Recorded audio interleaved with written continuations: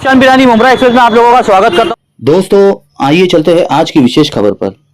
America के Hudson river में 6 लोगों को लेकर हुआ हेलीकॉप्टर क्रैश। जी हाँ दोस्तों, 10 अप्रैल सवेरे का वक्त होगा जब अमेरिका न्यूयॉर्क के हडसन नदी, जो कि काफी फेमस रिवर है, वहां पर स्पेनिश फैमिली थी जिसमें 3 मासूम बच्चे थे, उनको लेकर के हेलीकॉप्टर क्रैश हो गया है। साफ देख सकते हैं आप इस फुटेज में किस तरीके से ये हेलीकॉप्टर क्रैश हुआ है।